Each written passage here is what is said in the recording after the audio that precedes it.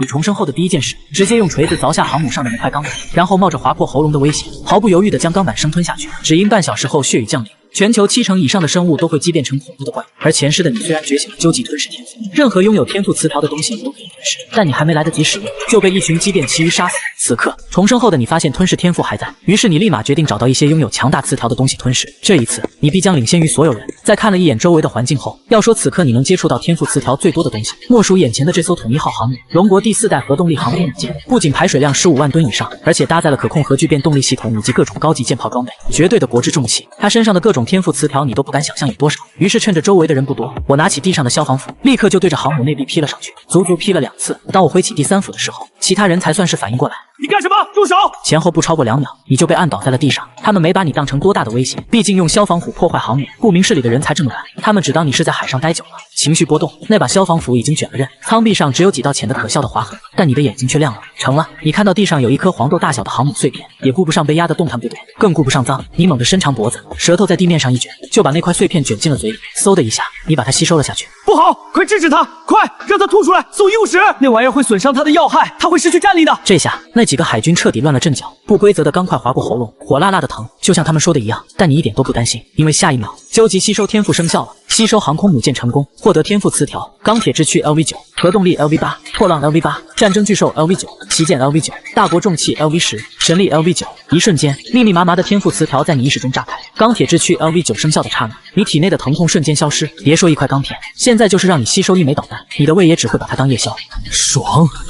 我现在好强！你感觉身体里充满了能量性的力量，这些顶级词条随便拿出一个都能造就一个强者。于是你轻轻一震，哐，压在你身上的几个精锐海军，在神力 LV9面前就像几个稻草人，瞬间被弹飞。全球异变只剩几分钟了，你必须立刻上甲板。你清楚的记得，上一世异变刚开始，统一号就遭遇了一头变异座头鲸，当场重创。这一次，那头异兽我来驱逐。你攥紧了拳头，你瞥了一眼倒在地上的战友们，来不及解释了。非常之时，行非常之事，你一个箭步窜了出去，朝着航母甲板狂奔。路上有人试图拦截，但无论谁都扛不住你随手一拨，纷纷摔倒在地。你就这么顺利闯上了甲板。然而，航母本身的速度词条并不顶尖，所以你需要更快的东西。你的目光直接锁定了停机坪上的一架战机，龙国最新的歼星40内第6代半超高音速隐形战机。你笔直的朝它冲去。站住！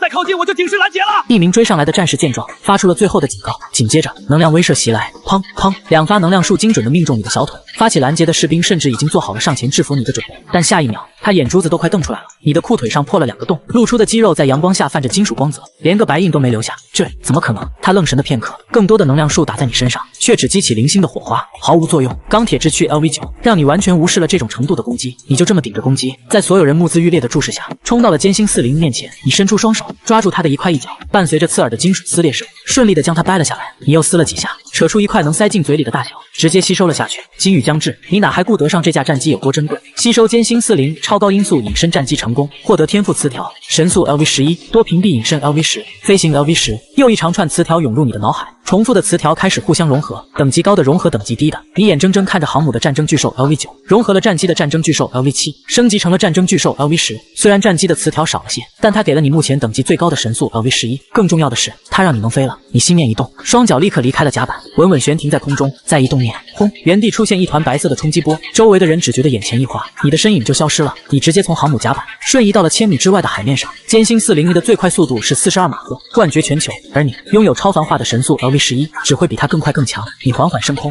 从高处俯瞰整个航母编队，寻找下一个目标，就是你了。天网级电子侦察船，你锁定了目标，身形如陨石般俯冲而下。这艘船是龙国情报站的王牌，能侦察，能干扰，甚至能强行进行信息对接。连续播放3个小时的《熊出没》，是让无数敌人闻风丧胆的存在。没说的，还是吸收。尽管你拥有多屏蔽隐身能力，但天网级的相控阵雷达还是捕捉到了你。可问题是，隐身战机在雷达上也就是一只大鸟，而你反馈到雷达上的信号点只有半颗黄豆那么大。这种数据通常会被当成系统误差忽略掉。就在船上的战士们还在辨别这个异常信号时，你已经悄无声息地降落在了船上。你用手指顺利地在船壁上抠下一块碎片，塞进了嘴里。想变强就得吸收。吸收天网级电子信号侦察船成功，获得天赋词条：侦察 LV11，全线接入 LV9，除了重复的词条外，你又多了2个关键能力，尤其是侦查，你马上就要用到它。啪嗒啪嗒，冰冷的液体滴在你的脸上，你抬头，不知何时，天空已被红云笼罩，带着意味的金色雨滴开始落下。你抹了把脸，看着手上的金色液体，全球异变开始了。你知道这个世界的局势动荡了，如果不是时间紧迫，你真想把整个航母编队都吸收了。但现在那头变异座头鲸马上就要出现了。侦测，你心意一动，以你为中心，一个无形的探测领域瞬间扩散开来，视觉、微波、电磁、热能，方圆数百公里的一切都在你的感知中无所遁形。几乎就在你找到它的同时，海面上所有人都感受到了，海平面正在剧烈抬升，一个庞大到令人绝望的阴影在海面下肉眼可见。座头鲸，不，现在应该叫它旭鲲。异变后的它，体型比15万吨的统一号航母还要庞大，那幽暗的身影就在航母正下方，正急速上浮，准备像上一世那样给统一号来个重创。警报声响彻舰队，你看到统一号正在紧急转向，护卫舰也从侧翼发射了鱼雷，但没用，深海鱼雷在那庞然大物身上击中，虽有金色的液体涌出，但对他而言，那点伤跟蚊子叮没什么区别，反而彻底激怒了他。后，旭鲲在水下搅动身体，巨尾一甩，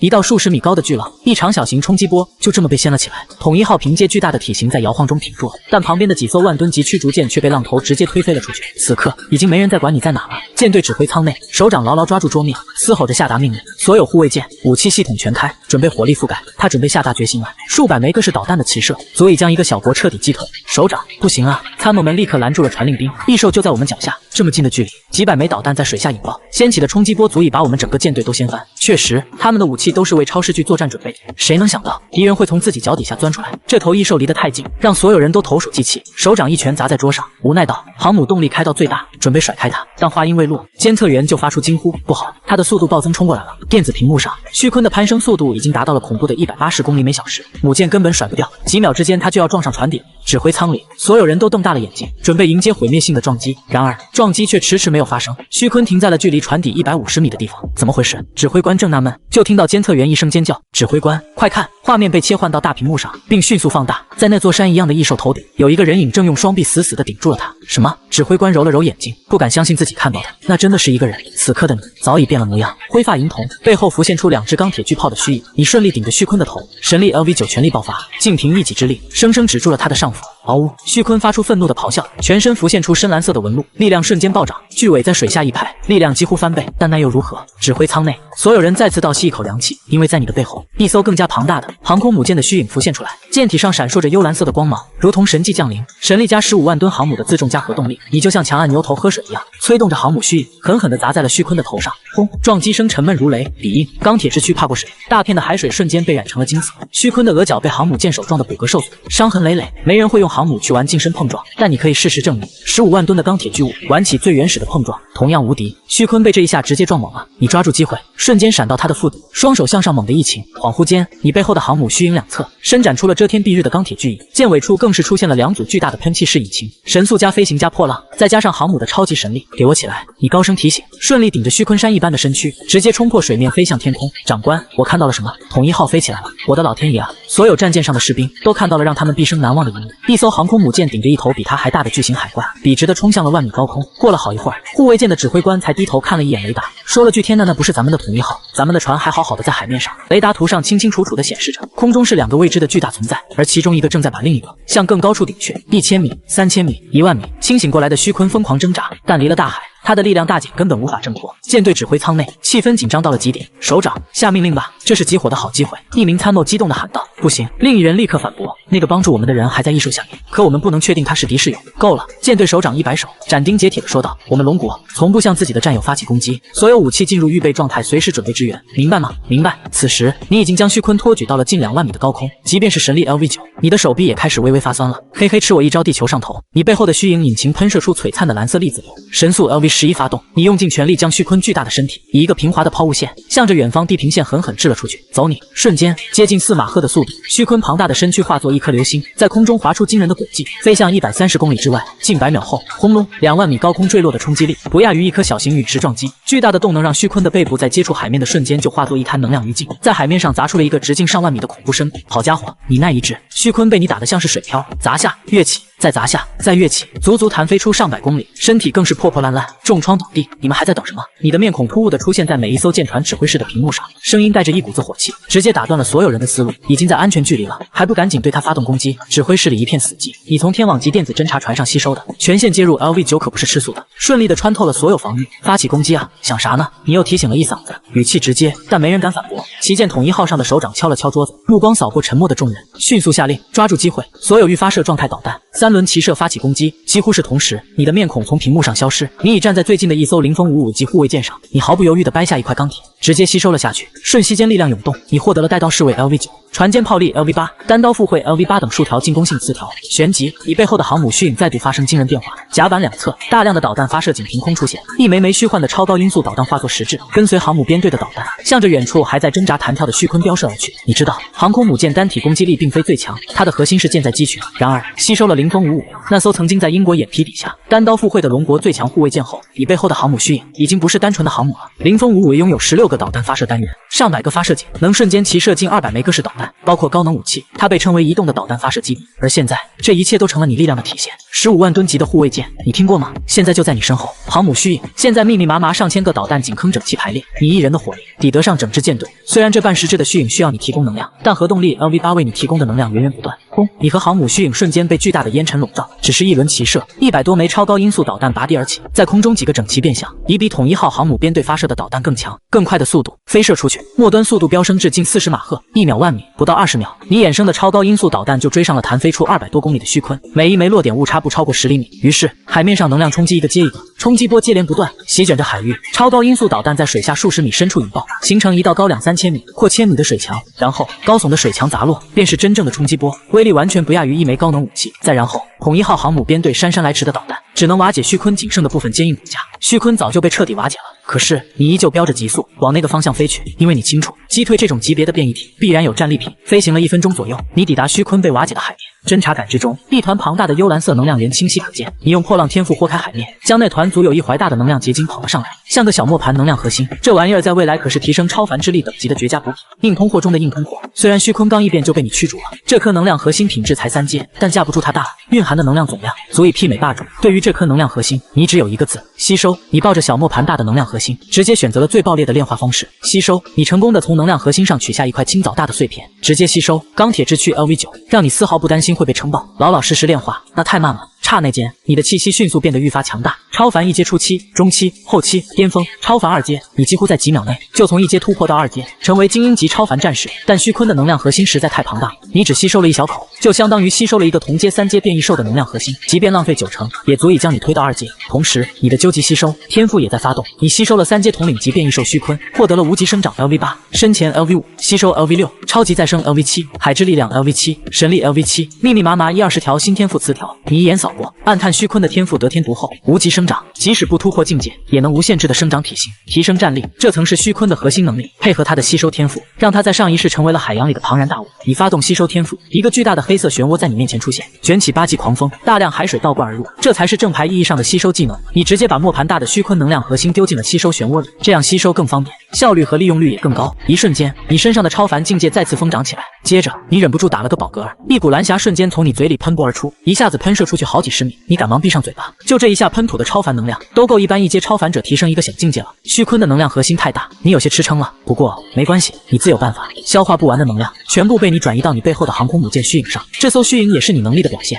无极生长的天赋开始发动，你背后原本定格在15万吨排水量的航母虚影，竟然膨胀了起来。15万吨、20万、25万吨、50万吨，大量的能量核心被吸收，你背后的航空母舰一下子比之前大了3倍不止。不仅如此，这艘千变万化的航母又出现了新的不同，它保留了所有特点，但现在又出现了一层新的生物薄膜。船舰外观也更具水滴状流线型，更趋向于复形态。船身由红底白灰变成了蓝黑2色涂装，刻画着玄奥的纹路，酷似旭鲲身上的天生超凡纹路。它现在更像一艘电影里的超未来生物战舰。你的超凡之力也节节攀升，虽然无极生长消耗了大量力量，但旭鲲的能量核心实在太大，你自身能消化的哪怕只是一小部分，也让你轻松再次突破，一路破关，顺利达到了超凡3阶领主级，并且一直到达领主级巅峰才停下来。呼，爽！你忍不住低吼一声。领主级足以成为一座中型庇护所的城主，庇护数十万人。你挥手前推，50万吨的航空母舰虚影直接向前重重砸在海面上，瞬间迸发出更大的冲击波，100米水墙顷刻而起。只是一次挥手造成的攻击，力量就不逊于之前上百枚超高音速导弹的集火能量冲击。你的力量发生了翻天覆地的变化。如果你再碰到一只这样的3阶虚鲲，只需操纵背后的航空母舰轻轻一发，便能轻易将它重创。这无极生长虽然消耗资源堪称无底洞，但这种无上限的增长也太过特殊天赋了。你对这个天赋词条非常满意，而且有航母虚影代替你体型增长，你也不用变成肉山巨汉。排除了唯一的隐忧，我现在的力量根本就不是第3阶领主级所能承受的。你眼底闪烁着光芒，即便上一世你没资格接触霸主级超凡生命，但骨子里的生命本能在告诉你，霸主级也不过尔。你收起航母虚影沉降下去，单手就捞起海水里不断沉浮着的巨大白骨，这是虚鲲的骨骼，即便被击溃一些，大部仍然保留。领主级的骨骼绝对是最优质的超凡材料，未来价值连城。你将这块重量足足有2-3万吨的骨骼从海水里拖出来，看了一眼鲸鱼越下越大的天空，鲸鱼倾盆，异变持续发生，全球恐怕过半人口和动植物都已异变了吧。你拉着虚鲲的骨头向统一号航母编队飞去，你知道这个世界上能免除异变不受鲸鱼影响的地方不多，龙国的航母编队算一个。因为在这场全球异变的天灾中，一些小说和影视里的概念如国家气运也具现化了。统一号航空母舰显然背负着龙国很大一部分国家气运，拥有大国重器 LV10。从红云鲸鱼到现在航母编队上没有任何一个战士异变，正是因为守护力量的庇护。你很清楚统一号本来是要被虚鲲重创的，守护力量外泄，最终只能作为一件战争兵器。现在你击退了虚鲲，保全了它。航母编队拥有消灭任何统领级变异体、伤害霸主级变异体的力量，但驾驭他们的士兵们还是太脆弱了。因此你决定好好帮助这些士兵们强化一波，帮助他们觉醒真正的超凡力量。因为这鱼脊骨中还有着被称为软黄金的鱼骨髓，这是虚鲲身躯中唯一温顺到普通人都能直接吸收的特殊资源，用它帮助航母编队中的士兵洗涤身体，刺激超凡力量。大多数都能开启天赋，成为真正的超凡战士，哪怕不能也能大大强化身体，成为准超凡士兵。你已经准备好给自家龙国的战士们送上这样一份大礼。而与此同时，统一号航空母舰的指挥舱内，各级人员正在忙碌着。参谋长向前来汇报的人员问道：怎么样，查出我们电子信息网络中的漏洞了吗？报告，还没有。负责的战士额角如是面露难色。参谋长，我们的电子防御系统显示并没有遭到任何破坏。对方更像是直接拿着我们的钥匙，直接打开了我们的大门，绕过了我们的防御，直接就进来的。这怎么可能？参谋长曾经也是精通电子信息技术的人物，他深知这需要多么强大的技术力量和硬件支持。这种绕行比强行破坏防护更加恐怖。这时，负责监测雷达阵列信息的士兵惊呼：报告，那个人正在飞速向我们接近，飞行速度约为12马赫，大约会在58秒后到达我方方位。12马赫，参谋部大吃一惊，怎么就12马赫了？之前监测的他的飞行速度不是只有4马赫左右吗？怎么突然就翻了3倍？这个数据的变化，让之前所有针对你的应对方式都成了废纸，几乎失去了任何反制措施。因为你不仅速度惊人，还掌握着隐身特性和权限接入能力。他到底是怎么做到的？他们百思不得其解，这已经超出了他们的认知范围。那我们要对对方进行拦截吗？对方马上要再次闯入我们的安全防范距离了。有参谋指着屏幕上那代表你的雷达标注目标问道：每过1秒钟，留给他们的反应空间就会减少4公里。参谋部里7、8个参谋，有要战的，有觉得应该尝试友好交流的，一半一半，但大部分都觉得得与你保持安全距离，不能让你接近100公里以内。所有参谋都看向一直不说话的舰队总指挥，鹰派的参谋长们都期待地看着这位出了名的强硬派，等待他下达命令。然而总指挥并没有着急回复，他抱着电子屏幕一遍又一遍地重复播放着舰队捕捉到的部分你和虚鲲战斗的画面。等到视频看完，他又将视频进度调回拉，展开放大投射到屏幕上。你们看，他身上穿着的是我们的军靴，腰带也是我们海军的。总指挥官将你的身影放大，特意把你的军靴放大后给其他人看。你的衣服因为能量束破烂，早就被你脱下来了，裤子也撕扯得只剩半条，只有军靴和腰带还保持着最完整的状态，上面有龙国海军的标志。这么说，他是我们自己人，是我们的战士。有人瞪大了眼睛，看着你眼神火热。瞬时，没有人再提要攻击你，或者拒你于100公里之外的话。如果你是龙国的战士，那他们可是有无数个大胆的想法。去派员查查哪个班人员有缺漏，未在岗位上的，验证一下他的身份。总指挥开口吩咐，同时他又提出了另外的疑问：一个人类拥有了这样强大的力量，海底里也出现了堪比母舰的强大一手，还有天上覆盖的这层红云，以及一直下个不停，都已经把浅层海面给染成金色的金鱼，这绝对不是正常现象。这片海域或者是地球发生什么了吗？他觉得这个世界绝对是发生了让人意想不到的变化。派人主动向上面通信一下，看看有没有发生什么事。不用通信了，没用的。总指挥的话音未落，他的命令就被人打断了。舱室里的人都抬起头来，他们的电子通信系统又被人给接入了。不是别人，投射到电子屏幕上的面容还是你。别做那没用的工了，你直接开枪，语气带着一种不耐烦的果断。现在全球都在异变，现在估计有1半以上的人都变成了异手，那些负责和舰队通信的工作人员没准都已经变成了异手。就算没有，海蓝星整个都是一片混乱，他们短时间内也弄不清是什么情况。你的画像一道惊雷，让整个指挥舱都陷入了死寂。全球异变才过去不到10分钟，你很清楚，就算是龙国，也不可能这么快稳住阵脚。光是那几亿变成异兽的人，就足够把整个国家拖入困境，更别提那些多到数不清的动植物了。你看着屏幕里那些海军将士，他们脸色一个比一个难看。是啊，他们在海上漂了好几年，图什么？不就是为了守护身后的国家和人民吗？结果现在家没了。总指挥官没有一丝犹豫，声音透过屏幕炸响：航母编队全体注意，立刻返航，准备战斗，准备牺牲。肃杀之气瞬间填满了整个指挥室。紧接着，一艘艘钢铁巨兽在海面划出巨大的弧线，引擎全开，朝着龙国的方向狂飙。所有战机准备，所有海员准备陆战。我们是海军，但国家需要我们，我们就是陆军。总指挥的声音被公放，传遍了整个舰队，也传到了你的耳朵里。这股热情，你懂，因为你也曾是他们中的一员。但他根本不知道，龙国境内有多少像旭坤那样的异兽，这样回去就是白白牺牲。等等，你立刻叫住了他，就这样出去，临到鲸鱼，他们只会变成新的异兽。这话像一盆冷水，浇灭了总指挥的热情。他眉头紧锁，那怎么办？他不能眼睁睁看着自己的兵，不是在战场上失去战力，而是窝囊的变成异兽。他的目光死死盯着屏幕里的你，充满了期待。既然你提出了问题，就一定有答案。也就在这时，你拖着那副巨大的旭坤鱼骨，终于出现在舰队的视野里。砰！你随手一扔，几百米长的鱼骨像一座小山，重重砸在航母编队前方，激起滔天巨浪，顺利拦住了这支无敌舰队。你开口，声音清晰地传入每一个人的通讯器。我回来就是为了这个，想不受鲸鱼影响，很简单，觉醒成为超凡者。你把虚坤鱼髓的功效飞快说了一遍，一瞬间，所有指挥室里，所有士兵的呼吸都变得粗重起来。超凡进化，我们也能变得和你一样强吗？总指挥的声音带着一丝颤抖。你卡了一下壳，应该没有，毕竟你的天赋是独一份的。总指挥眼里的光暗淡了一瞬，但立刻又重新燃起。就算不行，只要能觉醒，他手下的每一个兵都将是过去的兵王，对付那些普通变异体足够了。这正是你的想法。上万人的超凡者军队，足以在最短时间内建立起一个坚不可摧的庇护所。说干就干，你飞到鱼骨上，伸手抓住脊骨最粗的一节，猛地一劈一拽，咔嚓一声，那节头骨应声而断。你再一扯，一条数百米长、金光灿灿，还泛着蓝色荧光的胶状物被你顺利抽了出来。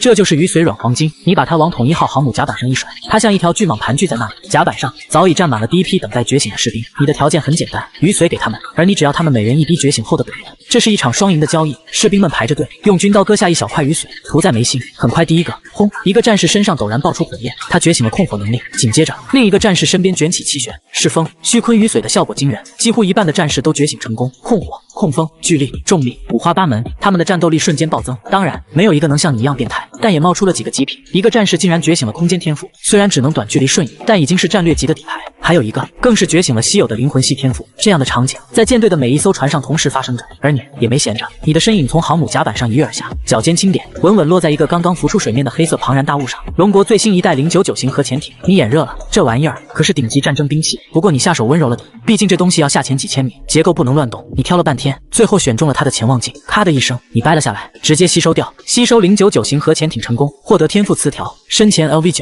超级抗压 LV9，隐匿 LV8，暗袭 LV7，深海巨兽 LV8，又是10几个高级词条到手。你当然不会放过这个机会。高级词条和低级词条的差距是天与地。紧接着，你又花了点时间，把另外2种大型驱逐舰也吸收了个干净。虽然新能力不多，但大量的同质天赋让你的词条等级疯狂飙升。神力 LV9晋升神力 LV10，破浪 LV8晋升破浪 LV9。大概2个小时后，上万份超凡本源也准备好了。如果说吸收战舰是专精，那吸收这些战士的天赋就是广博。你看着收集起来的金色液体，发动了吸收，轰！一股前所未有的饱腹感，甚至撑爆感涌上脑海。你感觉自己快要被能量冲击，身体周围不受控制的冒出火焰、冰霜、落石、闪电，那是上万个天赋瞬间涌入导致的力量失控外泄。吸收混合超凡本源成功，获得天赋词条：玩火大师 LV2，冰魄 LV2，木之星 LV3，强体 LV3，冰王 LV2，科学家 LV3。无数词条在你眼前刷屏，密密麻麻，根本看不过来。紧接着，海量的同质化天赋开始疯狂合并融合升级，是一团赤色火焰在你脚下窜出，瞬间将航母的特种钢甲板烧得发红发亮，留下一片熔融的痕迹。火焰宗师 LV6 还不止，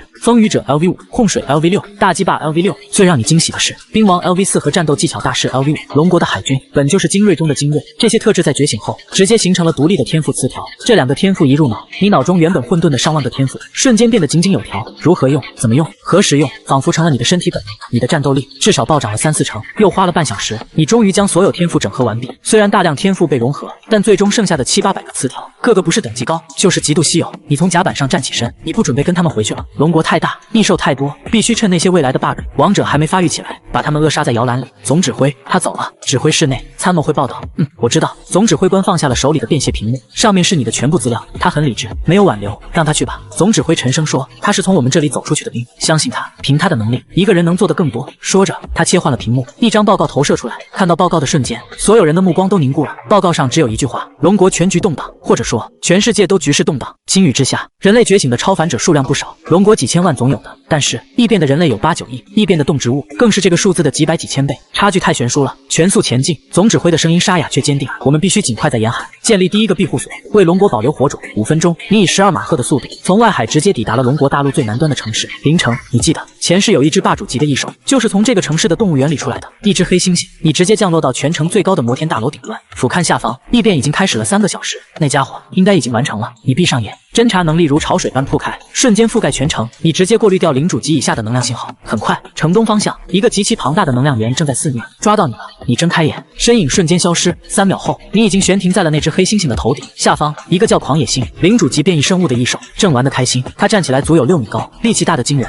此刻正把一栋30、40米高的大楼当成棍子，疯狂地向四周挥舞。咚咚咚，5、6万吨重的大楼在他手里轻飘飘的，每一次挥动都产生一大片击退效果。无数人被从废墟里甩出来。狂野星张开巨口用力一吸，那些人就像花生米一样被吸进嘴里，伴随着咀嚼声被他吸收掉。那场面令人不适。他刚吸收一个超凡者能量的补充，让他兴奋地捶打着胸口，发出震天咆哮。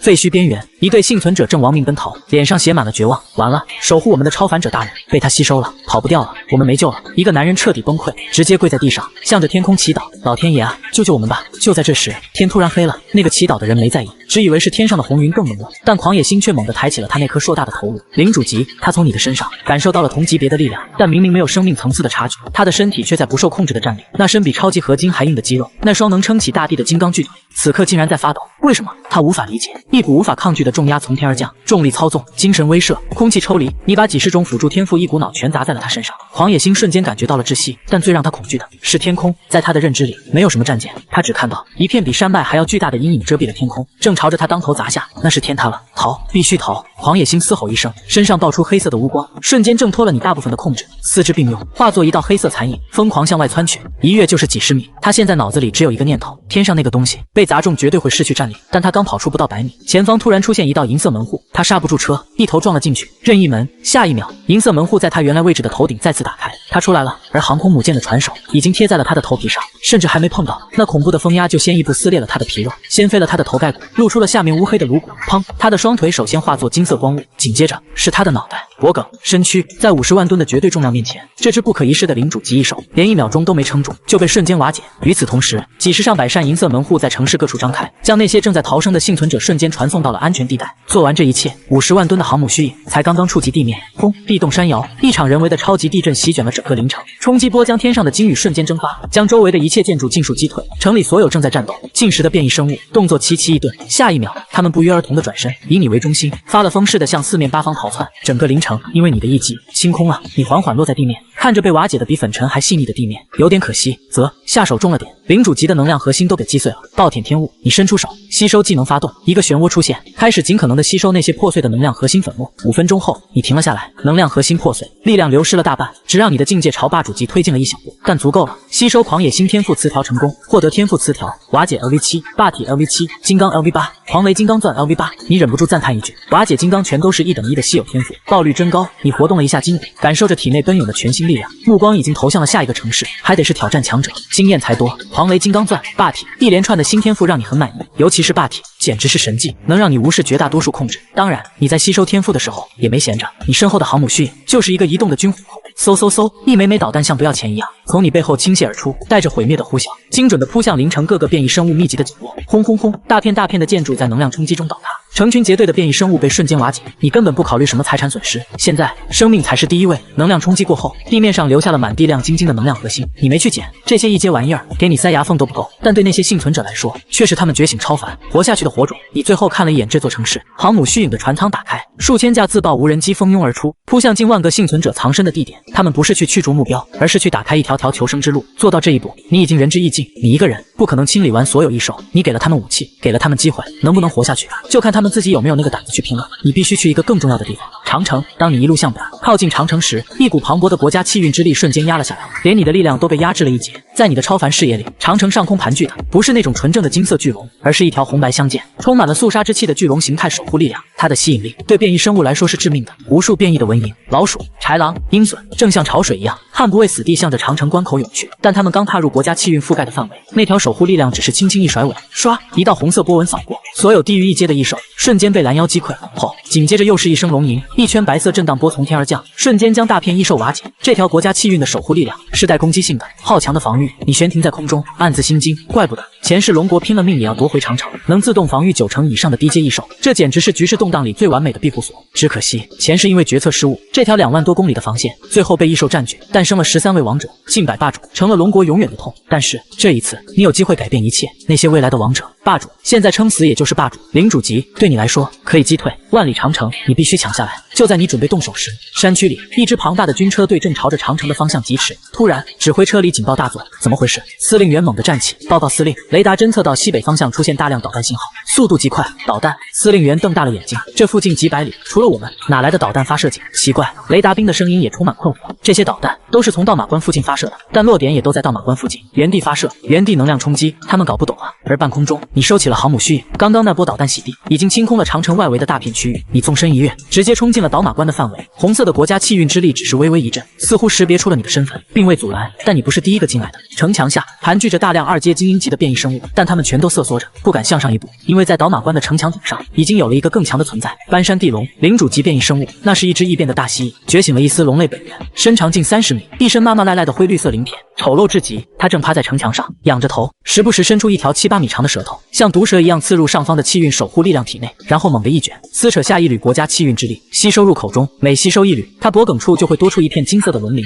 它的等级也已经从领主初期进化到了中期。它正迷醉于这种本源进化的快感，完全没注意到一只手掌已经悄无声息地出现在它头顶。下一秒，你猛地一攥，直接抓住了它的舌头。嘶！斑山地龙发出一声痛苦的锐叫。被扯住舌头是什么感觉？就是疼得要命。但还没等它反应过来，你已经抓着它的舌头，开始像扔铅球一样疯狂旋转，天旋地转。你用上了龙卷风天赋，1、2秒内扯着它的舌头在原地转了几百圈。斑山地龙晕得想吐，舌头感觉都快被扯断了。给我滚出去！你正色道，手臂猛然发力，像丢一颗彗星一样，将它庞大的身躯狠狠甩飞了出去。轰！他一头击溃了远处的一座山头。你这家伙敢吸收龙国的国家气运，驱逐你！你从城墙上一跃而下，顺脚击退几只不开眼的2阶异兽，然后才重新召唤出航母虚影，在长城上打。你怕把墙给拆了，把它扔远点，才好放开手脚。依然是那招朴实无华的天爱震心。而此时，斑山地龙刚刚从碎石中爬起，怒吼着发动了他的天赋斑山。他竟顺利地将那座被他撞断的山头举了起来。单论力量，他甚至比狂野星和旭坤都强。但当你的航母虚影撞上那座山头的瞬间，咔嚓，在瓦解 LV7 的特性加持下，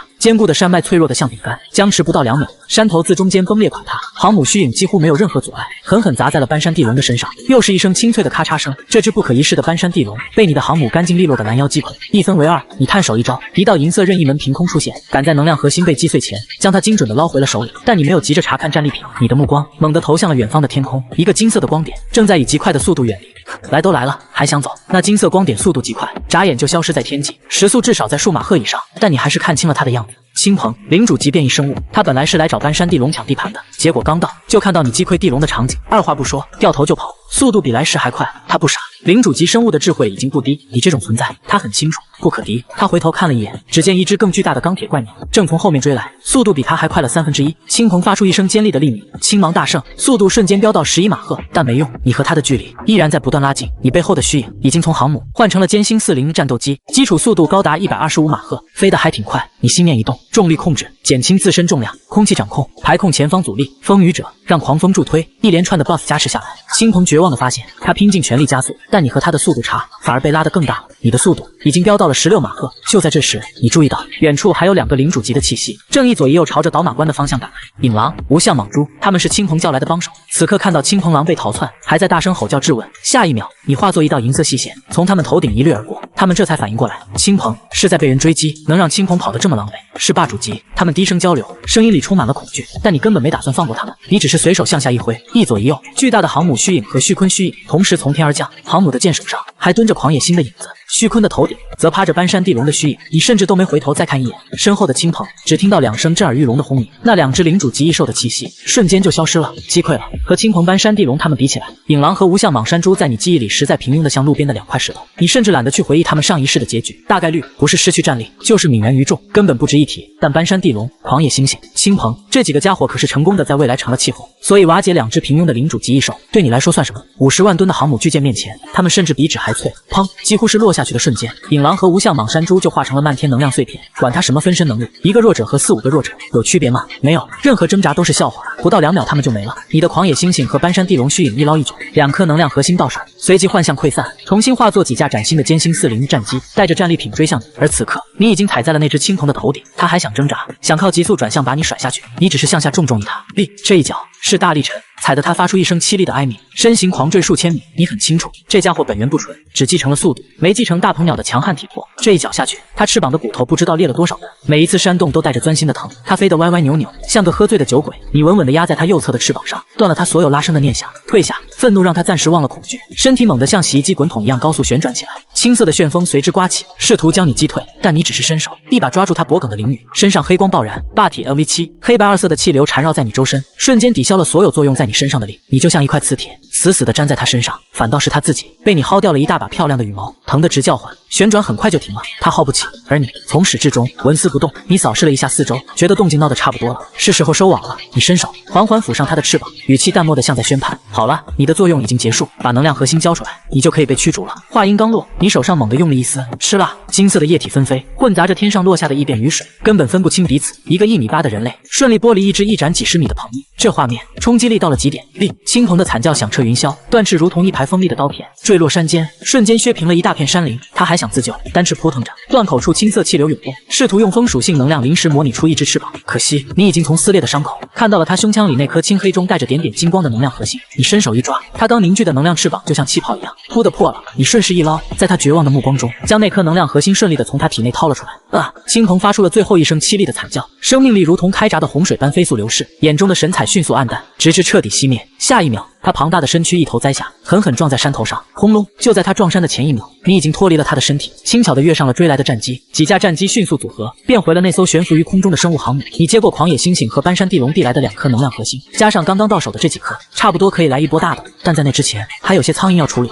你心念一动，核动力磁条发动，无限的能源瞬间涌入舰体，一枚枚超音速导弹在甲板上迅速成型，一轮百发齐射。那是过去了，现在一轮就是数百枚。你刚才故意闹出这么大的动静，就是为了把那些藏在长城附近自以为是的领主级异兽都给引出来，爱看热闹是吧？想捡便宜是吧？在你的感知中，方圆几百公里内，绝大部分领主级异兽都离开了他们盘踞的城关，一个个不是偷偷摸摸的往这边凑，就是找个山头远程吃瓜。他们脱离了国家气运的庇护，却还不知道自己看的热闹，主角其实是他们自己。都出来了吧？那好，一起上路吧！顷刻间，上千枚导弹呼啸着从甲板上升空，撕裂天幕，精准地扑向每一个吃瓜群众。等那些超高音速导弹呼到他们脸上的时候，他们才反应过来，平均每只上百枚，连虚坤那种大家伙都扛不住这种饱和式能量冲击，更何况是他们终结在同一时间降临。10几只领主级变异异兽瞬间重创倒地，只有一个例外，一只变异穿山甲仗着天赋第一时间钻进地底深处，勉强靠着防御天赋活了下来，但也只剩半条命，动弹不得。大量的无人机从你身后飞出，去回收那些散落的能量核心，而你本人则一步踏出，直接出现在那只穿山甲的面前。你的胆子倒是很大，你一脚踩下，直接击溃了他那已经被炸得酥脆的背甲，随便碾了几下，就彻底终结了他的性命。这家伙竟然敢跑到你10公里内来近距离吃瓜，不被驱逐都对不起他的勇气。你随手抠出他的能量核心。好了，现在可以开饭了。你先拿起了斑山地龙那颗尾龙珠，掌心黑色的吸收漩涡浮现，婴儿脑袋大小的能量核心被吸入其中，一股磅礴的力量瞬间涌入你的四肢百骸。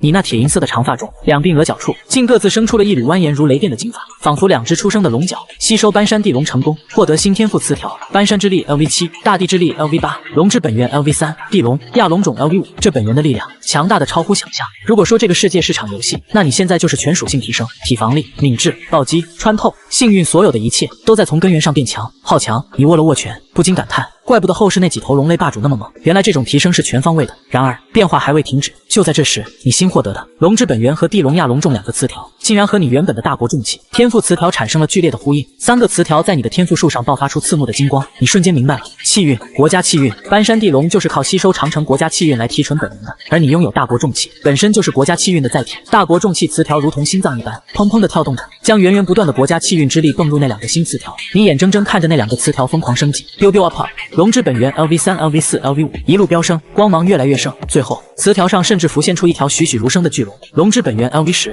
另一个词条也随之蜕变，从地龙亚龙种 LV5 进化成了护国金龙真龙种 LV10。一瞬间，你感觉自己几乎要飞升了，头顶那2缕金发真的立了起来，化作一对闪烁着金霞的龙角，双目如电，呼吸间自带风雷之声，身上金鳞浮现，一条金龙虚影缠绕周身。如果你此刻刺破皮肤，流出的液体都将是灿金色。呼，爽！你发自内心的吐出这2个字，这种从肉体到灵魂的全面进化，比世间间任何事都要痛快。龙之本源都这么猛了，那大鹏鸟的本源呢？你立刻将目光投向了青鹏的能量核心。龙与鹏在神话中都是顶级存在，国家气运能提纯龙之本源，那鹏鸟本源也一定行。至于本源冲突，你根本不担心，你的本源来自于天赋词条，词条之间各自独立，只要核心够顶，带多少个都没问题。吸收没有丝毫犹豫，青鹏的能量核心消失在吸收漩涡中，吸收青鹏鸟能量核心成功，获得新天赋词条，神速 LV11， 御风 LV8， 鹏之本源 LV3， 青鹏亚种 LV5。果然，几乎是词条吸收完毕的瞬间，熟悉的进化再次开始。你背后猛地伸展出一对一展超过20米的青色能量仪，但下一秒就瞬间染成了赤金色。大国重器，这颗心脏带动4个本源天赋进化，毫无压力。鹏之本源 LV10， 金鹏纯血真鹏 LV10， 你体内的2种顶级本源泾渭分明，互不影响。龙之本源全面强化，鹏之本源则将你的速度、穿透和破甲提升到了一个匪夷所思的程度。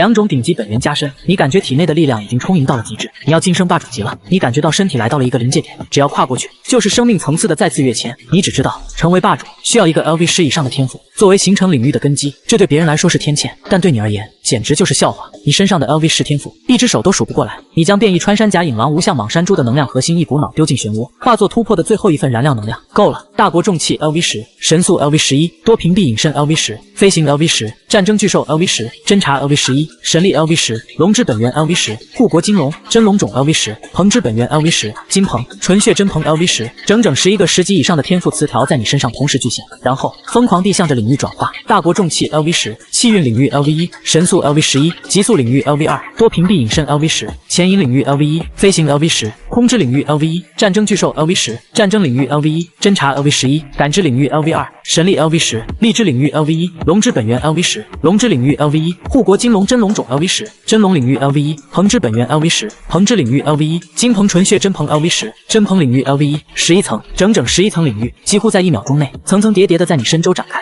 最小的潜引领域贴身存在最广的感知领域，瞬间铺开上千公里，并且还在不断扩张。你只是轻轻一震，11层领域的力量叠加在一起，领域之内所有低于霸主级的生命全部瞬间被瓦解。顷刻之间，上百公里的长城段落被彻底清空。这就是你的霸主级，一种全新的感觉包裹了你，你立刻就明白了。从这一刻起，你就是个行走的庇护所。你的领域之内，金雨无效。你张开感知领域之外的10个领域，金雨还没落到你身上，就在半空中被净化、分解，化为最纯粹的能量消散。霸主级就是这么不讲道理。那些坐镇一地、终年不动的龙国霸主，你很佩服，但你做不到，也没那个耐心。你心里的念头简单又直接，把这些家伙全驱逐了，或者全赶出去，不就什么事都没有了？这个念头让你浑身舒畅。随着你晋升霸主，极速领域也升到了 LV2， 你的速度直接翻倍，一念之间，身形已在10几公里之外。因此，那些缩在长城上没敢冒头的领主级一手，他们的末日到了。对现在的你来说，制服一个领主和踩扁一只蚂蚁区别不大，无非是多用一根手指头。刷，你出现在一只领主级异兽面前，他甚至没看清你的脸，你伸手一提一掐，咔嚓，颈骨受损，生命没了。他想反抗，简直是笑话。你的11层领域压下来，就像一座无形的山把他死死定在原地，他连动弹一下都成了奢望。领主级在你面前，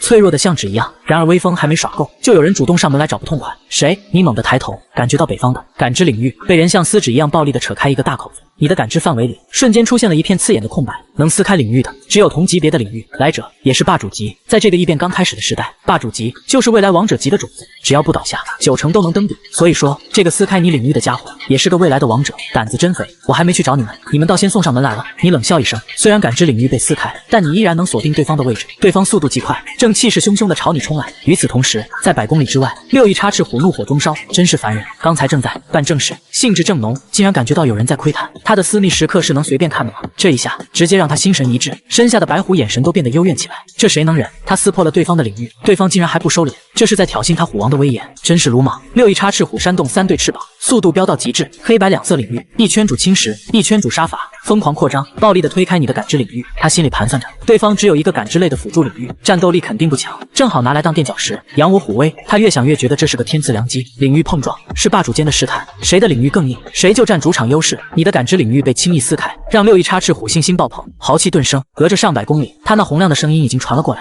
带着一种不容置疑的傲慢。远方的朋友，不如直接归降于我。你窥探我的冒犯，我可以既往不咎。你一个辅助系的，就算到了霸主级也是最末流的存在。跟着我，我给你庇护，你助我打江山，怎么样？他嘴上在招降，手上的领域扩张却更凶了，摆明了是要用实力逼你就范。他很好奇，到底是什么样的一手，能靠辅助能力混到霸主级，简直是奇葩。100多公里的距离，对霸主级来说不过是半分钟的事。你干脆停在原地，懒得动了，就等他自己送上门来。很快，当6翼插翅虎隔着几十公里看清你身影时，虎眼瞬间瞪得滚圆。人类怎么可能？他的第一反应是懵逼，6只翅膀都扇乱了节奏，刻在骨子子里的被恐怖直立猿支配的恐惧一下子涌上心头，他下意识就想掉头开溜，但下一秒，恐惧就化为了极度的羞愤和恼火。他愤怒地咆哮起来，驱散了心中的恍惚。怕什么？我现在是霸主级，人类的武器和工具早就伤不到我了。人类服从于我。他的语气变得更加高高在上，几乎是在下令收服一个霸主级的人类当仆从。哈哈哈！全天下还有比这更爽的事吗？他想起了在马戏团里受到的虐待，异变后第一个就吸收了饲养员，现在这股报复的快感让他兴奋地发抖。可你却被他这种羞辱式的呵斥给逗笑了，真是鲁莽！你原本还想跟他玩玩，现在你只想让他消失得快一点。你收缩的领域一圈圈重新张开，首先是金色的气运领域 LV1， 看到你身上又多了一层领域。6翼插翅虎的嚣张收敛了一点，双重领域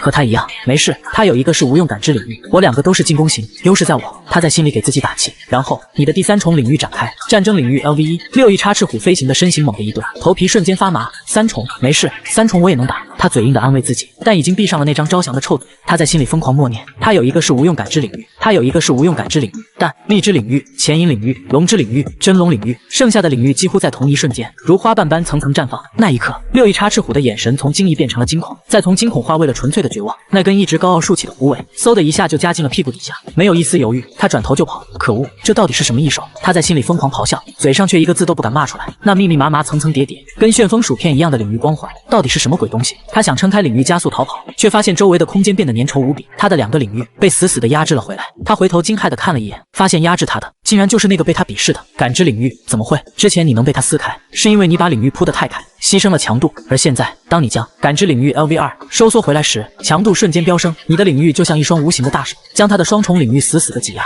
揉捏，最后压制到只能在他体表形成一层不到2厘米的薄膜黏腻实质的感觉传来。6翼插翅虎的速度和力量都被大幅削弱，他感觉自己像是掉进了深海，正在溺水。就这点本事，还想收服我？你的语气充满了不屑。紧接着，你的其他领域覆盖了过来，极速领域降临，6翼插翅虎的速度瞬间被削减到只剩2-3成。他惊恐地发现，这又是一个2级领域。再然后，空之领域压下，你直接剥夺了他飞行的能力。6翼插翅虎就像一台引擎熄火的飞机，徒劳地扇动着翅膀，划着一道狼狈的弧线，从数千米的高空笔直地朝着地面砸了下去。轰一声巨响，尘烟四起，他没被击倒，但也摔了个七荤八素。就在这时，一阵龙吟，一阵鹏鸣，响彻云霄。6翼插翅虎一个机灵，顶着昏沉的脑袋从坑里爬起来，疯狂向四周张望。龙鹏附近还有其他霸主级异兽，他眼里闪过一丝希望，扯着嗓子就喊：“救命！救命！”喊着喊着，他的声音越来越小，最后噎在了喉咙里。因为他终于反应过来，那2股纯粹到让他灵魂战栗的本源气息，来源正是你。一个人类，凭什么本源比他这个异兽还纯？纯血真龙，纯血大鹏。他感觉自己的脑子已经不够用了。就在他发愣的瞬间，你的身影拖着残影已经出现在他头顶，一脚狠狠踹下，轰！6翼插翅虎的巨大身躯被你一脚直接踩进了地里。他只感觉世界天旋地转，眼前一黑，在睁眼时，身体轻飘飘的，仿佛回到了还没被卖进马戏团时，在森林里当山大王的美好日子。不对，我在走马灯。下一秒，一股巨力从他背后涌来，你用地形天赋钻到他身下，又是一脚把他从地里踹飞出来。咔嚓，翅膀断裂的剧痛传来，但很快又变成一种暖洋洋的酥麻。他眼前又出现了幻觉，自己正骑着那只漂亮的白虎，享受着。可恶！他一个哆嗦，猛地惊醒，又走马灯了。大口的能量碎片混着金色的液体从嘴里涌出，仅仅2脚就让你把他打到了濒临失去战力。他想撑开领域防御，但在你11重领域的压制下，他的领域连离开体表都做不到。你伸手像滴溜一只大猫一样拽住了他10几米长身体的后颈，1米8的你薅着一只5、6米高的巨虎。画面虽然滑稽，但6翼插翅虎却像只温顺的猫咪，一动也不敢动。你的攻击彻底唤醒了他骨子里的胆怯，他怕了。别驱逐我可以做你的坐骑。你拎着他，眼神从冰冷变得有些无语。上一秒还叫嚣着让我臣服，下一秒就跪地求饶想当坐骑，你不觉得可笑吗？这种外强中干、退缩的样子，让你连战斗的兴致都提不起来了。你这种货色，给我当坐骑我都嫌丢人。况且你凭什么觉得我会原谅你的冒犯？话音未落，你手上发力，嘎嘣一声脆响，你直接重创了他的颈部要害。你把这话说给了他的残骸听，你伸手破开他的头颅，取出那枚黑白2色的能量核心。就在他失去生机的瞬间，天地异象突生，一声震彻千里的虎啸响彻云霄，一只庞大的血色插翅虎虚影浮现在天空，100公里内清晰可见，强者悲鸣，残像升空。紧接着，金雨倾盆而下，范围内的红云在3天内将加厚9000米，这是强者陨落的余响，也是对击败者最显赫的荣誉证明。上一世你见过这种景象，但这一次主角是你自己。那只6翼插翅虎失去战力了。一个刚进化上来的新人霸主，跟我们这些天生霸主怎么比？倒下了就倒下了。长城沿线的其他关口，那些盘踞的霸主级异兽感知到了这边的动静，但大多只是不屑地嗤笑一声。一个后天进化的弱者倒下了也就倒下了，而你已经吸收了那枚能量核心。呼，你身上再次多出了2层领域：肤骨领域 LV1，钢砂领域 LV1，13重领域。肤骨领域能在伤口留下侵蚀之力，如肤骨之躯，还能被你引爆。钢砂领域简单粗暴，一个移动的阵法，大幅度提升你的攻击力和破甲能力。你满意的将虎之残骸收进空间。虎骨泡酒，这可是好东西。最后，你心念一动，探手一招，一只和6翼插翅虎一模一样的能量虚影出现在你身边，你直接翻身骑了上去。坐骑，你嘴角勾起一抹不屑，我动念头就能召唤一个绝对中场的，还需要你这种胆怯的家伙投降？你操纵的虚影，给它的翅膀加上金属质感，屁股后面装上喷气引擎，把它改造成了战机形态，又帅又快。不过玩了几下后，你还是挥手驱散了它。你头顶上那艘巨大的航空母舰缓缓浮现，你一跃而上，站立舰首。要说帅，还有什么比得上你自己的航母和歼星战机？其他的玩玩就行了。紫金冠的血锋里，黑鹏死死盯着6翼插翅虎陨落的方向，翅膀都按捺不住的发颤。兄长，那6翼插翅虎死透了，咱们去抢了他的尸身和能量核心，能省咱们多少年的苦修？他对面的七彩孔雀孔川皱了皱眉，语气里带着迟疑。能杀得了6翼插翅虎，那人实力定然不弱。我们怕个屁！黑鹏直接打断他，嗓门都提了8度。那6翼插翅虎算个什么东西？我单拎出来都能捏死他。那人再强，撑死了也就一个天生霸主。咱们俩2打1，长城内外除了那2位，谁见了咱们不得退避三舍？更何况他刚打完1场，铁定油尽灯枯，身受重伤。咱们现在过去，他敢不交东西？大不了连他一起宰了。2副霸主级血肉能量核心，咱们兄弟1人1份。这话直接戳中了孔川骨子里的贪念，他眼睛瞬间亮了，当即拍板，这买卖干了。等吞了这2副血肉能量核心，咱们兄弟再抢一座雄关，1人守1个。走，晚了就让别人捡漏了。黑鹏振翅就要冲，身上3重领域隐隐炸开，可下一秒，头顶突然传来震耳欲聋的轰鸣，血云被硬生生撕开，遮天蔽日的阴影当头照下。你开着100万吨级的航空母舰，已经悄无声息悬在了他们头顶，靠着前引领域藏到现在。要不是航母俯冲带起的劲风掀动了他们的灵敏，这2个蠢货到死都发现不了你。紧接着，你连舰炮都懒得开，直接操控着这艘钢铁巨兽，照着2个家伙狠狠拍了下去。100万吨的重量砸下来，大气都摩擦出了火光。黑鹏和孔川脸都白了，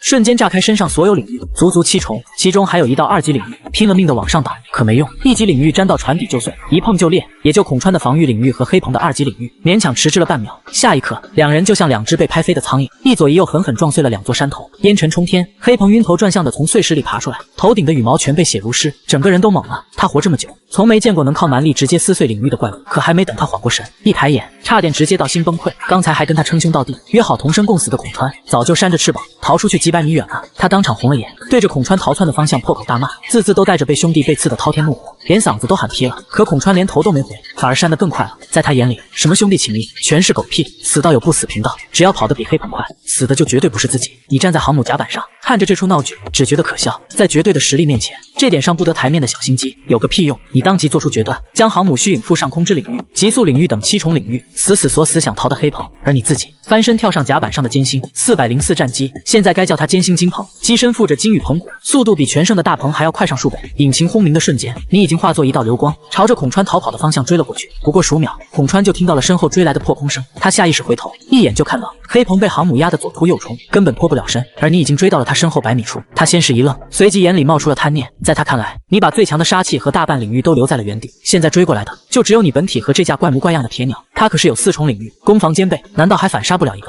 残血的你？可这个念头刚冒出来，就被你直接碾碎。下一秒，你身上轰然炸开8重领域：战争、感知、龙血、真龙、鹏血、真鹏、虎血、真虎，1重比1重凶悍，威势直接压得孔川翅膀都僵了，他脸瞬间绿了，半点反杀的心思都没了，转身就拼了命的逃。可晚了，你操控着歼星金鹏从他头顶一掠而过，机翼狠狠一扫，直接把他从半空扇到了地上，砸出一个巨大的深坑。不等他爬起来，机腹弹舱全开，6枚制导导弹带着尖效，精准的朝着他砸了下去。轰鸣接连炸响，孔川拼了命的翻滚躲闪，用领域硬挡，可还是有3枚导弹结结实实砸在了他身上，翅膀当场折断，浑身是血。你操控战机俯冲而下，机腹伸出一对附着精灵的巨爪，照着他的脑袋就抓了过去。这一下下去，他的脑袋绝对会被直接捏碎。可就在这时，异变陡生，大地轰然开裂，数道带着星辰光点的翠绿柳枝猛地从地底钻出，一根挡开了你的巨爪，另外几根死死缠住孔川，拖着他就往回拽。有人敢从你手里抢猎物，你眼神一厉，怒火瞬间上头，反手就攥住那根刺向你的柳枝，双臂发力，硬生生把藏在地底的整条枝条都扯了出来。紧接着咔嚓2声，直接把2根核心柳枝齐齐扯断，地底深处的星辰骨柳瞬间肉痛，枝条都抖了一下。你也认出了这东西的来路，星辰骨柳，柳王，未来长城13王里排第2的狠角色，现在就已经摸到了王者级的门槛。可那又怎么样？敢动你的猎物，就得付出血的代价。柳王还想借着断肢的间隙把黑鹏和孔川都救走，你直接怒笑一声，当场收回了压制黑瞳的航母和所有领域，15重领域在你身上轰然全开，威势直接翻了1倍不止，周遭的血雨都被瞬间蒸发，天地间只剩下你身上翻涌的领域之力。你一把抓住柳王往回收的核心柳枝，任由他拖着你往前飞，正好省了你找他本体的功夫。柳王瞬间慌了，他总不能把你这个煞星直接带到自己本体面前，情急之下，他直接断了这根核心柳枝，宁可损失本源，也要跟你撇清关系。可他没想到，你早就靠着前引领域，带着航母悄无声息地摸到了他本体所在的谷地上空。当柳王的33根核心柳枝全部炸起，撑起一片星幕挡向天空的时候，你和100万吨航母的身影正好从虚空中显露出来，下方就是柳王的本体，100米高的巨树占据了4、5个足球场的面积，身上环绕着8重领域，已经摸到了王者级的边，在霸主级里他已经站到了极致，可在你面前不够看，你还是那招最不讲理的力大飞砖，操控着100万吨航空母舰，带着15重领域的全部威势，狠狠往下砸。柳王拼了命地催动所有柳枝和领域往上绑，树干上都显出了一张狰狞的面孔，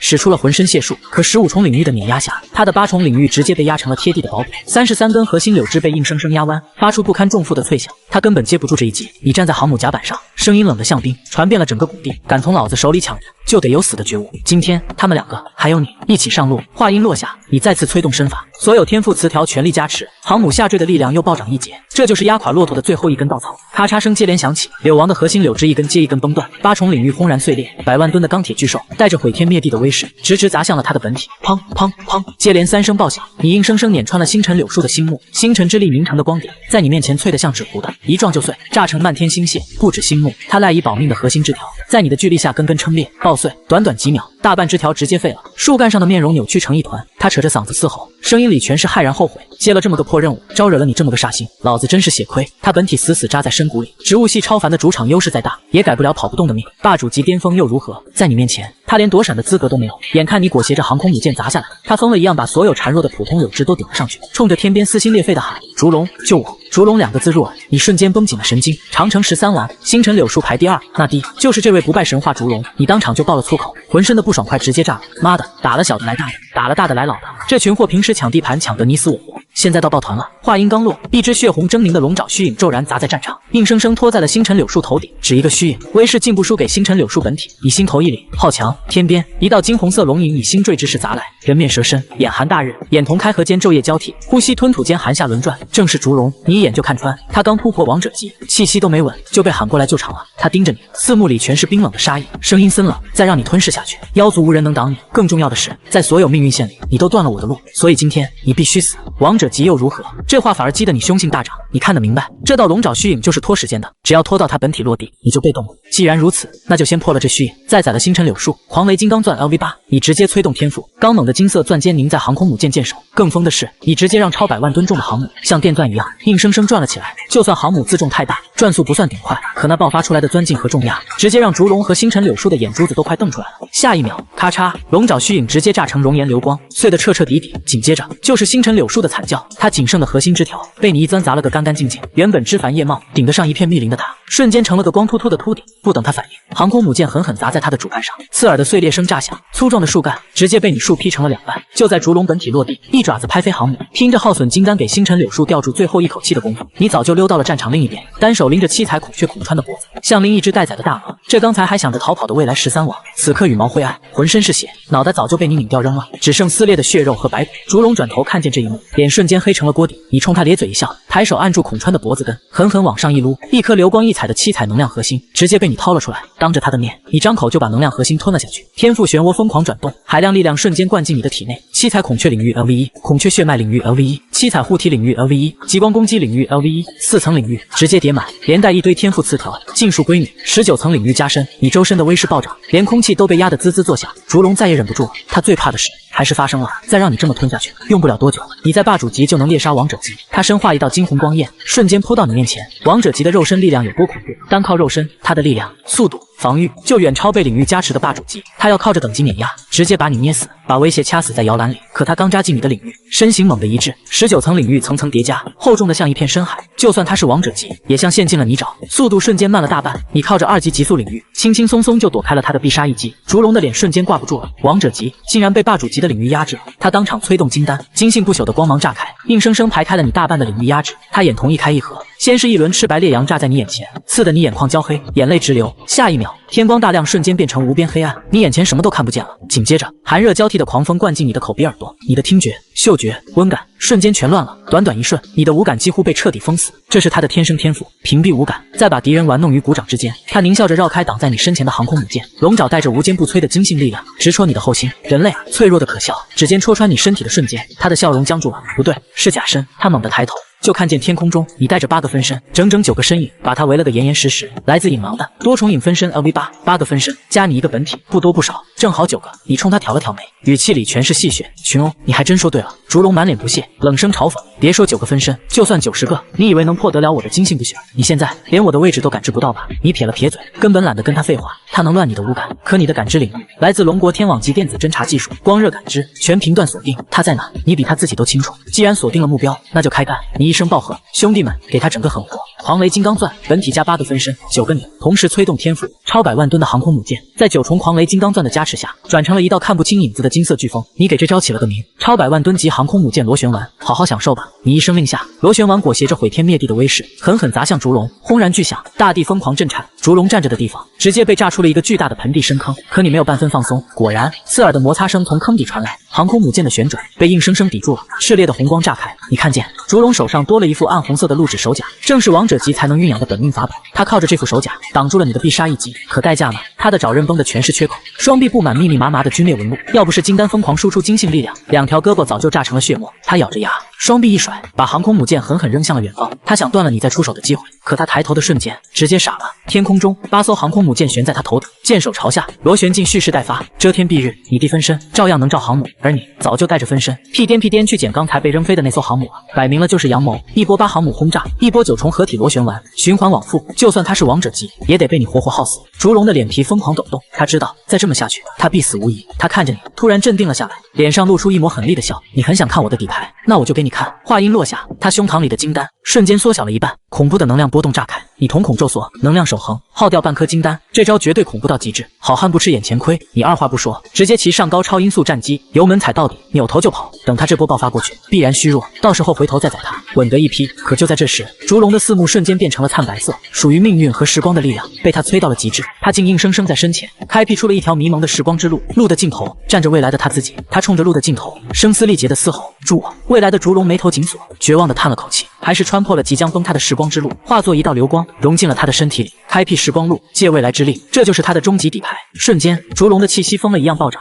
王者级初期、中期、后期、巅峰，眨眼间他就冲到了王者级的极致。狂暴的威势一震，砸下来的8艘航母瞬间被震得迟滞了大半。他随手一拨，8艘旋转的航母就全被拨到了别处，砸得山崩地裂。现在的他，就算你再砸出一发航空母舰螺旋丸，他也能稳稳接住。更要命的是，他的速度已经超过了你2级极速领域的极限。你回头看了一眼，心直接沉了下去，跑不掉了，再跑下去就是死路一条。你咬了咬牙，原本留到最后的底牌只能提前用了。你猛地调转方向，不再逃跑，反而朝着长城居庸关的方向疯了一样冲过去。烛龙在后面紧追不舍，猩红的眼睛死死盯着你。跑，你今天跑不掉，杀了你，我的前路自然就通了。你回头冲他比了个中指，放声狂笑。跑，老子什么时候跑过？不就是王者级巅峰？看老子今天生吃万里长城！话音落下，你直接扑到长城墙体上，张口就啃，疯狂催动吞噬能力。下一秒，提示音炸响在你的脑海，吞噬万里长城成功，获得天赋词条长城守望 LV15，仅此一项天赋，直接是5级。你周身的气息瞬间掀起了滔天巨浪。